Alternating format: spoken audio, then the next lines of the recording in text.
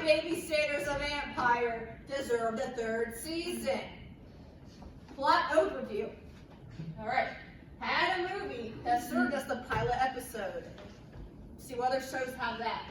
Sarah is stuck babysitting Ethan, even though he's her age. LOL.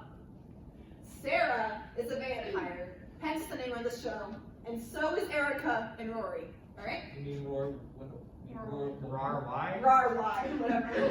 Alright.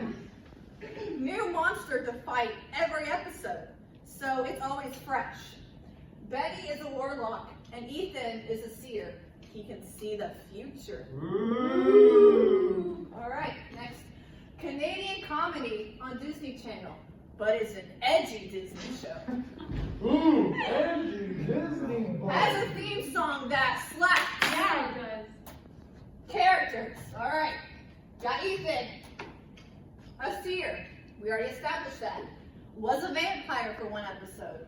Was also a werewolf for one episode. So he's seen the best of both worlds. He has a crush on Sarah. He's a high school freshman. He's best friends with Benny. And he's shy but adorable. Alright, next up we got Benny. He's a warlock. He is Canadian Harry Potter. He had an evil clone once. He's also a high school freshman.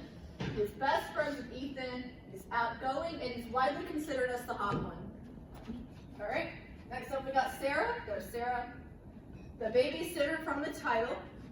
Was a fledgling vampire until she had to suck Ethan's blood. Long story. Turned into a vampire by her evil ex-boyfriend. Not as evil as the Scott Pilgrim boyfriends, I guess, but she's also selfless, and she's literally so nice, but she would kill you if she had to. She's a senior in high school, and it's Vanessa Morgan's best role. Screw Riverdale. Alright, Roar why? Alright, he's a vampire, a nerd, he's friends with Ethan and Betty, he has a crush on Erica, got possessed by a plant once.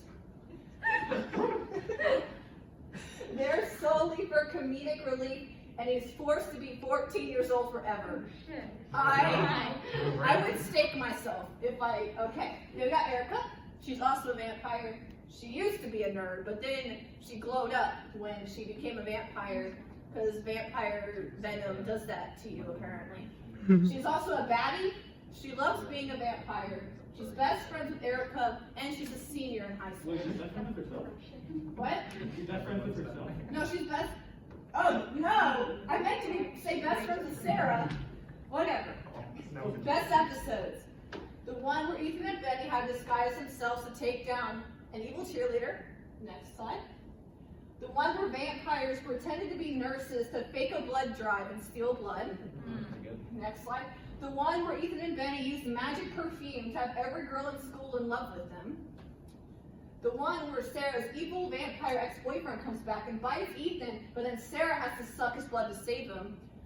And you have the one where a haunted mirror disrupts the school play, and Bindi Irwin is in this episode for some reason.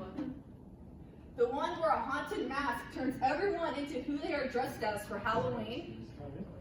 Oh, that sounds fun.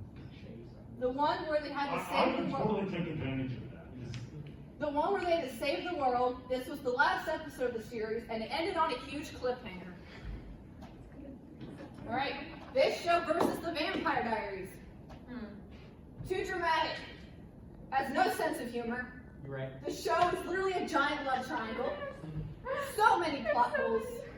Aired for too long. The lead literally left the show. Spoiler alert, by the way. My bad.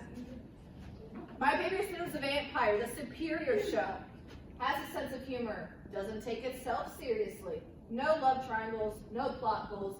Doesn't drag. Actually a fun time. In conclusion, oh, I actually wrote something, I forgot. Okay, My Babysitter is a Vampire absolutely slaps. It's funny, it doesn't take itself seriously, it's very original, and it's overall a fun time. The characters are all likable. There are no pointless love triangles to forge drama, and the lore behind the supernatural is fun and interesting, like the giant plant I mentioned earlier. They were wrong for canceling this show, especially since it ended on a huge cliffhanger that still needs to be resolved. The end. I spent too much time on this.